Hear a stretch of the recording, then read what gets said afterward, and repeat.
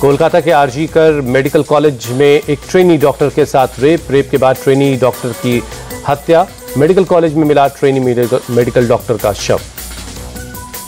Doctor के शरीर पर चोट के निशान मिले। अर्धनग्न अवस्था में मिला महिला का शव। ऑटोप्सी रिपोर्ट में हत्या से पहले रेप की पुष्टि। दिल्ली के निर्भया कांड जैसी दर्दगी हुई। मृतक ट्रेनी डॉक्टर के पिता का आरोप, कॉलेज के अंदर रेप और मर्डर हुआ, सच छिपाने की कोशिश हो रही है।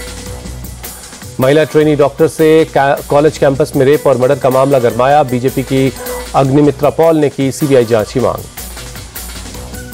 कोलकाता में महिला पीजीटी डॉक्टर की हत्या के मामले में संजय राय नाम के एक आरोपी को गिरफ्तार किया गया। 2 इंटर्न डॉक्टरों से भी रात भर हुई पूछताछ। कोलकाता में महिला पीजीटी डॉक्टर की हत्या के विरोध में नर्सों का प्रदर्शन। नर्सों ने रैली निकालकर न्याय की मांग की। दिल्ली एम्स का सर्वर हुआ डाउन। ऑनलाइन सेवा बाधित। तकनीकी समस्या के चलते डाउन हुआ है सर्वर डाउन होने के चलते इलाज करवाने आए मरीजों की बड़ी परेशानी। फिलहाल ऑफलाइन मोड में मरीजों का पर्चा बनाया जा रहा है। मनीष सिसोदिया कनॉट प्लेस स्थित हनुमान मंदिर पहुंचे। पूजा अर्चना कर बजरंगबली का आशीर्वाद दिया। कल सुप्रीम कोर्ट से मिली है जमानत। हनुमान मंदिर में पूजा के बाद बोले मनीष सिसोदिया, भगवान का आशीर्वाद मुझ पर है। आप देखेंगे कि केजरीवाल जी पर भी उसी तरह आशीर्वाद होगा।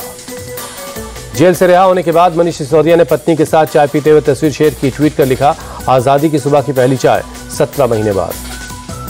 आप सांसद संजय सिंह का बयान, बोले आम आदमी पार्टी एक मजबूत परिवार है, हम टूटेंगे नहीं, जल्द ही केजरीवाल भी जेल से बाहर आएंगे। कांग्रेस सांसद प्रमोद तिवारी ने केंद्र पर साधा निशाना, बोले सरकार तानाशाही पर उतर आई है, सरकार विरोधियों के खिलाफ एजेंसीज का दुरुपयोग कर रही है। महाराष्ट्र की डिप्टी सीएम अजित पवार का बड़ा बयान, 400 पार के नारे से चुनाव में नुकसान हुआ।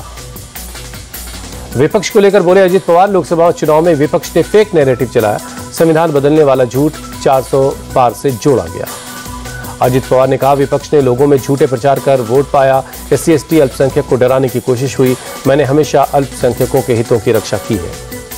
बीजेपी अध्यक्ष जेपी नड्डा और गुजरात के सीएम भूपेंद्र पटेल ने राजकोट में महात्मा गांधी को श्रद्धांजलि दी। तिरंगा यात्रा कार्यक्रम के लिए राजकोट पहुंचे हैं जेपी नड्डा। केंद्रीय मंत्री बीजेपी अध्यक्ष जेपी नड्डा ने राजकोट में तिरंगा यात्रा को दिखाई हरी झंडी। इस दौरान गुजरात के मुख्यमंत्री भूपेंद्र पटेल मौजूद रहे। जेपी नड्डा बोले, गुजरात ने हमारे देश के स्वतंत्रता आंदोलन में एक बड़ी भूमिका निभाई, देश महात्मा गांधी के योगदान को कभी नहीं भुला सकता। दिल्ली बीजेपी सांसद प्रवीण खंडेलवाल ने स्वतंत्रता दिवस से पहले निकाली तिरंगा रैली, बड़ी संख्या में लोग शामिल हुए। तिरंगा यात्रा को लेकर बोले छत्तीसगढ़ विधानसभा अध्यक्ष रमन सिंह, तिरंगा यात्रा देश के मान सम्मान, स्वाभिमान और आजादी का प्रतीक, शहीदों के सम्मान से निकालेंगे तिरंगा यात्रा। सीएम योगी ने गोरखपुर मंदिर में के परिसर में लगाया जनता दरबार, लोगों की समस्याएं सुनी। केंद्रीय मंत्री जी किशन रेड्डी ने दिल्ली में पौधारोपण किया, एक पेड़ मां के नाम अभियान के तहत पेड़ लगाया। दिल्ली बीजेपी सांसद बांसुरी स्वराज ने स्वच्छता अभियान में हिस्सा लिया, इस दौरान बांसुरी ने पौधारोपण भी किया।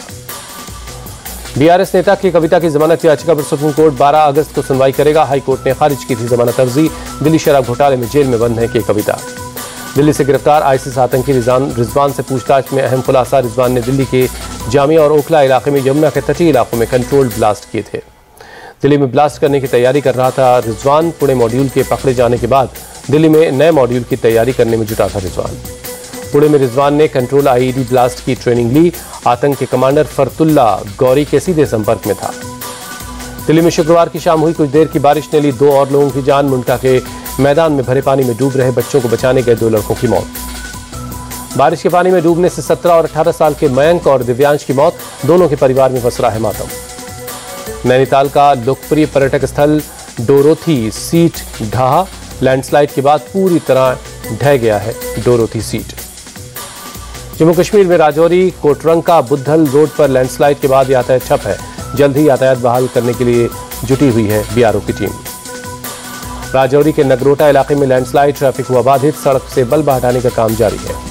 बिहार के भागलपुर में गंगा नदी उफान पर है। सुल्तानगंज के अजायबीनाथ गंगा घाट पर स्नान करने पर लगाई गई रोक, खतरा मंडरा रहा है। जयपुर में तेज हवाओं के साथ हुई बारिश, तापमान में आई गिरावट, मौसम हुआ सुहाना।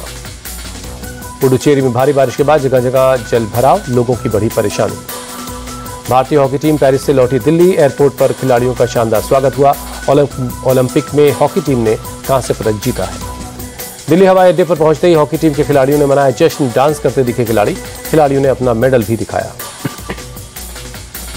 हॉकी इंडिया के महासचिव भोलानाथ सिंह का बड़ा बयान, कहा रेफरी की अमित रोहिदास को बाहर बैठाने की गलती भारी पड़ी, नहीं तो पदक का रंग बदल गया होता। भारत लौटने के बाद हॉकी टीम के कप्तान हरमनप्रीत बोले, देश के लिए मेडल जीतना बड़ी बात, दुर्भाग्य से हम गोल्ड नहीं जीत पाए, लेकिन हम खाली हाथ वापस नहीं लौटे।